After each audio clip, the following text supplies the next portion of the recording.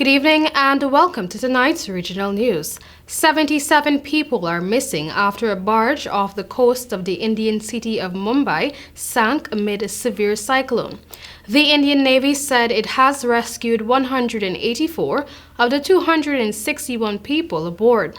35 people have also been rescued from another of the 3 other commercial barges stranded at sea in the wake of Cyclone Tauktae. The stricken barge, owned by India's Oil and Gas Natural Corporation (ONGC), was carrying personnel deployed for offshore drilling. When the storm struck, the barge's anchors gave way and it began drifting. Tauktae is the strongest cyclone to strike the coast of Gujarat since 1998. On Tuesday morning, the cyclone had further weakened and continued to weaken gradually, but authorities have asked people to remain cautious as some areas in Gujarat continue to witness strong winds. A release on Tuesday of a U.S. government list labeling 17 Central American politicians as corrupt prompted El Salvador's President Nayib Bukele to praise China and its Congress to ratify a 2019 cooperation agreement with the country. The office of U.S. Representative Norma Torres, who had requested the report, released the U.S. State Department document. The report named a close aide of Bukele and his former security minister among those credibly alleged to have engaged in corrupt acts. Bukele himself was not named.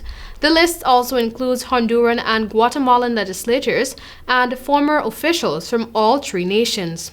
The report said the list is based on media reporting, credible information or allegations of corrupt drug trafficking and using proceeds of crime to finance political campaigns. Bukele praised China's $500 million investment in public investments in El Salvador without conditions, an apparent contrast to aid from Washington and U.S.-backed lenders that is conditioned on good governance. The European Union countries agreed on Wednesday to ease COVID-19 travel restrictions on non-EU visitors ahead of the summer tourist season, a move that could open the bloc's doors to all Britons and to vaccinated Americans. Ambassadors from the 27 EU countries approved a European Commission proposal from May 3 to loosen the criteria to determine safe countries and to let in fully vaccinated tourists from elsewhere, EU sources said. They are expected to set a new list this week or early next week.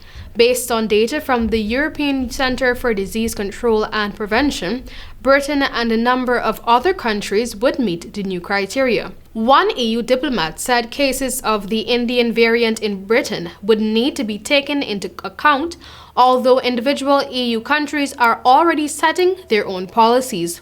Portugal lifted a 4-month travel ban on British tourists on Monday.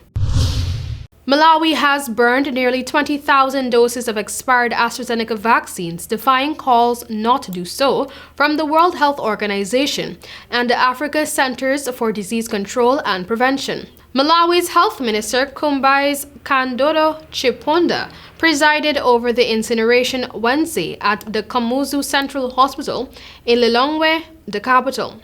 She said, I quote, "We are destroying these vaccines because as government policy, no expired health commodities are to be used," end of quote. She said the burning of the vaccines will prevent those with a negative perception of inoculations from using the excuse of expired vaccines from getting the shots. The burned vaccines were a remainder of the 102 doses that arrived in the country on March 26, with just 18 days until they expired on April 13. Currently, the country is seeing a decrease in the disease, with the 7-day rolling average of daily new cases dropping from 0.07 new cases per 100,000 people on May 4 to 0.04 new cases per 100,000 people on May 18. That was all for tonight's regional news. Thank you for joining.